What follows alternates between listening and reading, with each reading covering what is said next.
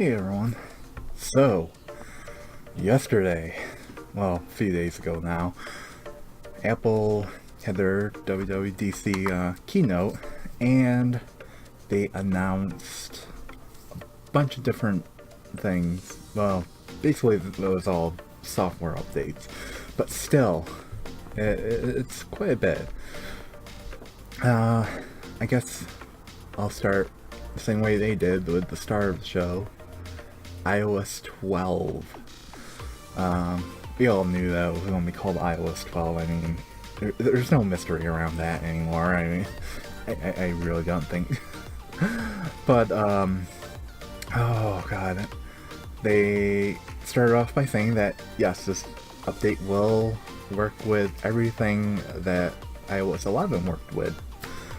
And, I don't think they've axed any devices since iOS 10, maybe 9. It's been a while since, they've axed devices. I think they said that it goes back to devices that were released in like 2013. So that's good. So if you have a device that's running iOS 11 right now, don't worry, you're getting iOS 12. They also mentioned that they are focusing on performance on older devices. Normally, you get a new update and you're going to experience some sluggishness because you know what? That new update's going to have some new features or whatever that it's going to use a little bit more power than the last version did, and it's just what happens. This time, you should actually see a little bit of performance upgrade. Things should launch faster. Things should work a little bit better than they did in iOS 11. Originally, that's what we really thought iOS 12 was going to be. Just, it was going to be like a Snow Leopard update where the major feature was there were no major features, just improvements and behind the scenes stuff that would make things a little bit faster and better for everyone. But that's not what happened. They announced new improvements to AR. They apparently have been working with a bunch of different companies to do a new file format for AR things called USDZ. It is going to be what iOS 12 uses in order to do, AR stuff. So if you're writing programs, that's what you're going to be using. They announced ARKit 2, and that ARKit 2 can do multiplayer, so you can have more than one person using an AR app at the same time on multiple devices. It looked kind of cool. They showed like a little Lego thing. It was pretty cool. They are updating photos. They're changing how search is done, so you can search for places, events that happen. It will even do search suggestions. There's going to be a new thing called For You, and that's where like your memories will be. It will feature photos, things that you might want to see. Maybe things like this is a picture that you took this time last year or whatever. It will even do share suggestions, which is basically a way for you to for it to suggest, say, hey, this person's in this photo, you might want to share it with that person. And if they also have an iPhone, that the same thing will happen on there, and it will say, hey, this person should have, you should share this photo with this person, so that everyone has has all the photos from that night. So that was pretty cool. I think the big thing of everything that they announced, especially with iOS 12, really of anything they announced the whole entire day, was updates to Siri. They showed off a thing called Siri Shortcuts. So what this is, a app can implement Siri shortcuts into their app where you can basically use a part of the app from Siri. Something that has been on Android forever. But it's a little bit more limited than that, but it is still very useful. They showed off like being able to have Siri, extend your open table reservation in case you're gonna be a couple minutes late. Oh god, what else was there? There was a bunch of stuff that they showed off, but there's basically any app that a developer wants can use Siri now in some function. Can have a function where you tell Siri to do something with an app instead of like the limited amount that it can do right now, where it's like, yeah, you can have her get you an Uber, you can have her get you a Lyft. I forgot what. She can message people through WhatsApp and a few other messaging applications. But this really puts it in the developer's hands to be able to use Siri the way that you could like on an Android phone, how you can use Google Assistant to do stuff. There is a thing there will be an app too called, I believe it's just called Siri Shortcuts, or Shortcuts app, where it's more of a like if this and that, if you've ever used it, where you can create routines to do stuff. So one of the things that I know that I'm going to probably set up in this Siri Shortcut app would be something like a good morning routine, where I say good morning and she tells me the weather. Maybe she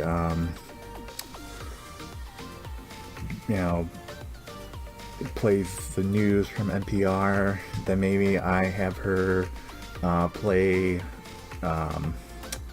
some podcasts that tech news podcasts that I have set up right now, and then maybe she reads my email too after that, or tells me what's on my calendar for today when I say good morning to her.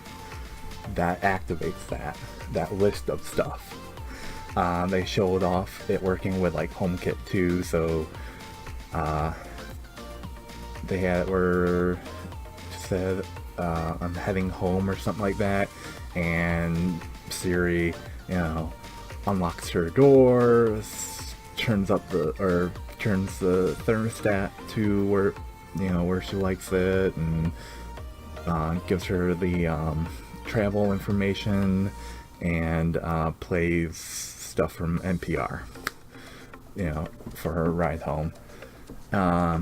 So you can kind of see where you can kind of go with this. There's the more apps that will work, that set up to work with Siri shortcuts, the more powerful this will get.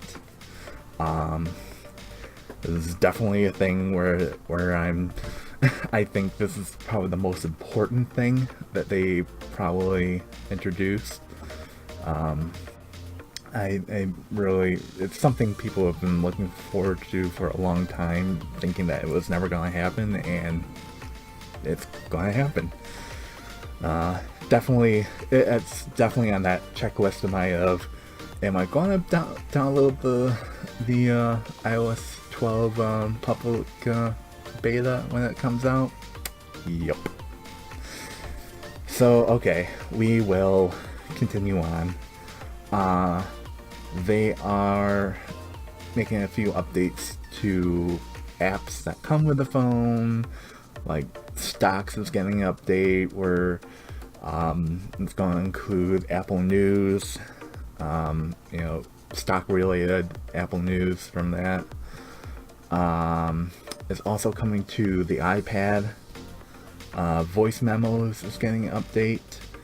It too is coming to the iPad, and it is also getting iCloud support, so your voice memos will now sync with iCloud to all your devices. iBooks is being renamed to Apple Books. It is getting audiobook support, and it's getting a redesigned. CarPlay is getting actually, I think kind of a major update.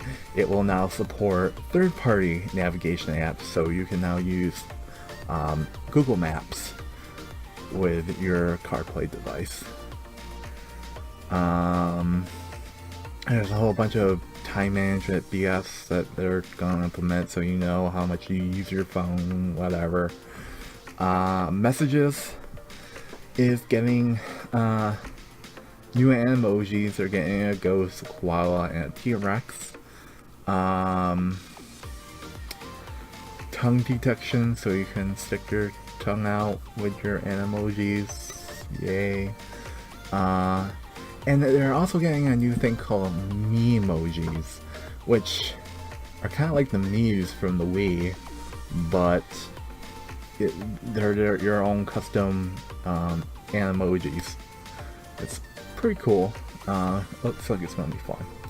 Something to do. Fun effects. It's kind of like the Instagram effects that you can do with where you put the camera up and you can have cat ears or whatever. You have a thing floating around you. It's that kind of stuff. It's cool. I guess it's kind of nice that it's being put right into messages. It's actually going to also work with FaceTime as well. So you can use your Memoji in FaceTime and any other Animojis, plus the fun effects. Group FaceTime will be a thing, and that will work with up to 32 people. I have no idea why they decided 32 people should be able to be in one conversation, but it's something you will be able to do. So group messages will be a thing, and it will work with your iPhone, iPad, and your Mac. They went into watchOS 5 after that. A lot of it was just updates to help. You can do competitions now, where you have like custom rewards, so you can challenge a friend. It also has an Apple Watch to do a competition, do the most smiles walked or whatever. They added some new types of workouts to the watch. They added a walkie-talkie, which actually looks kind of cool, where basically you send an invitation to another person to do walkie-talkies, and after they accept, it's just direct conversation. You push the talk on the watch to say what you want to say, let go, and they hear you loud and clear and go back and forth just like a walkie-talkie. So that was actually kind of cool. It will work if you're on Wi-Fi, or if you have an Apple Watch that supports LTE, you can do it over that as well. They did some updates to Siri Face, Watch Face. Siri shortcuts will work with it. Third-party apps, live sports scores, things like that. You will be able to, instead of saying the trigger word to activate Siri on the watch, you'll be able to raise it up and say Siri whatever. So that will be a nice thing. They are also adding, for certain colleges, student ID cards. You can add that to your wallet, so that will work with both the Apple Watch and iOS devices, other iOS devices. They're also adding podcasts, which I didn't know wasn't a thing on there. Apparently, you'll be able to download and access the podcast app on the Apple Watch. They also announced Pride Edition watch bands and face for the Apple Watch, so you can actually get the face right now. Now we go into tvOS. Not a whole lot here. Apparently they're now Dolby Atmos certified, and when the new update comes out, you'll be able to turn that on if you have the equipment for that. Spectrum is coming to Apple TV. They've had a Roku app for a long time. I know when we used to have it, that's what I would, instead of turning on the cable box, when there was something on cable that I wanted to see, I would just use the Spectrum app. It always worked.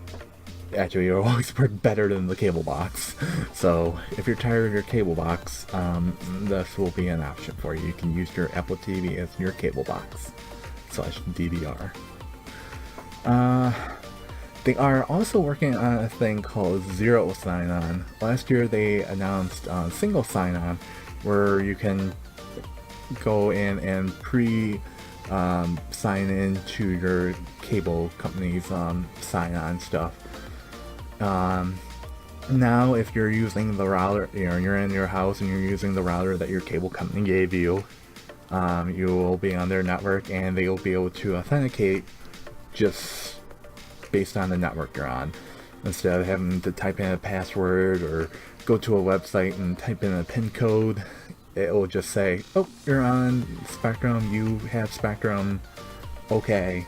Here's everything that we would have locked up otherwise on, like, the, say, I don't know, the FX app. There's gonna be a new screensaver, which actually is kind of cool. It will just be called Earth, and it's aerial of Earth from the ISS. They got that go. They showed that off, which is actually pretty cool. You'll actually, for now, if you've ever seen one of these aerials and you wonder where this is, you'll actually be able to use the Siri remote and just ask, where is this? And Siri will tell you where that is. Last but not least, we have a new OS 10 update, well, Mac OS update.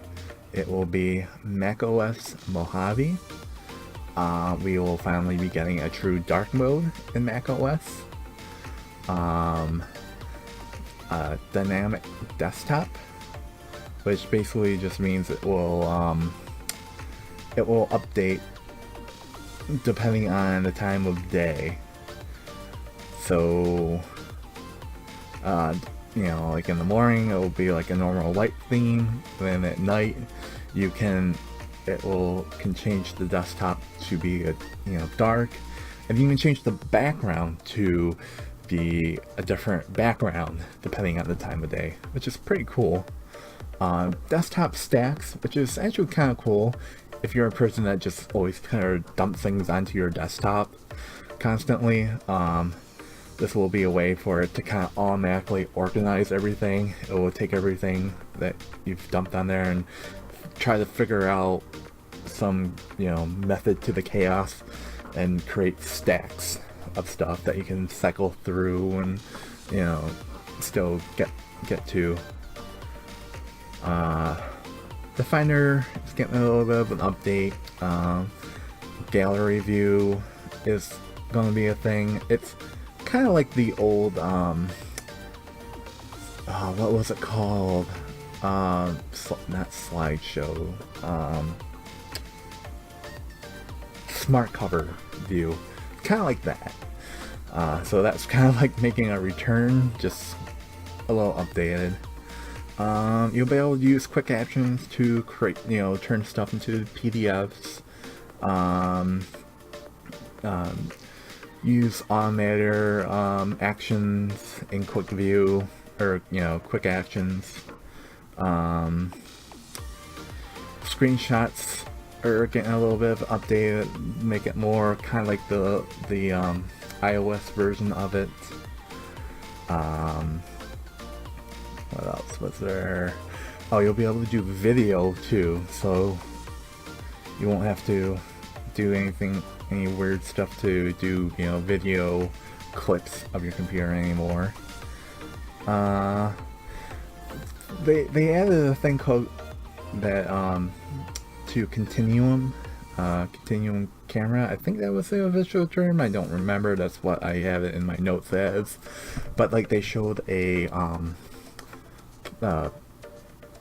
PowerPoint, a keynote presentation where they needed a picture of someone's face. Like in the template, there was a space for someone's face, and they were able to click on it, and it triggered the camera on the phone, and it brought up the camera, and they took a picture, and as soon as they took the picture, it went right to the keynote presentation on the computer without having to, do the extra steps of taking the picture and then using AirDrop and drop it over. It was pretty cool, and something that I've actually tried doing. I've done a lot of times, wishing that it was something that you could do, and now it is. Well, it will be.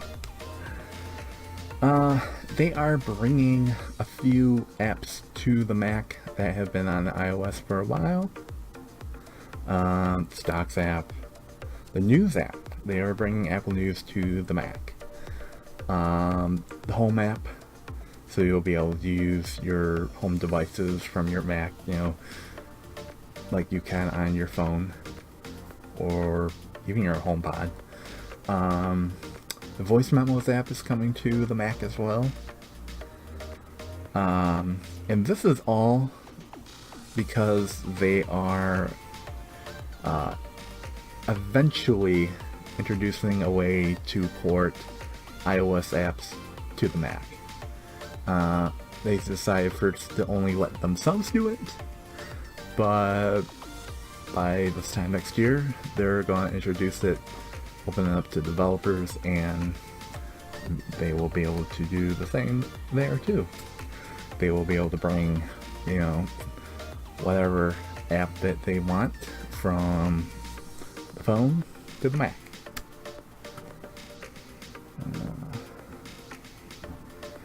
Of course, a bunch of new security updates to the Mac will be in there. The Mac App Store is getting a new redesign, just like the iOS App Store did last year. The Mac OS version will get a very similar styled update. And little odds and ends things. APFS will work with Fusion Drive, so if you have a Mac with a Fusion Drive, you can change over to APFS if that's something that you want to do and couldn't do before. And they answered the age-old question of whether or not they're merging the Mac and iOS, and they said no. So that is everything that they announced yesterday. There's been other odds and ends of things that people have seen since then, since they released the betas for these to developers, and developers and other news outlets have been able to dig into it and see some of these changes, like in macOS Mojave.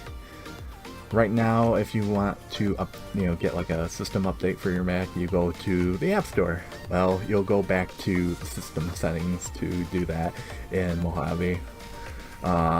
Just little things like that.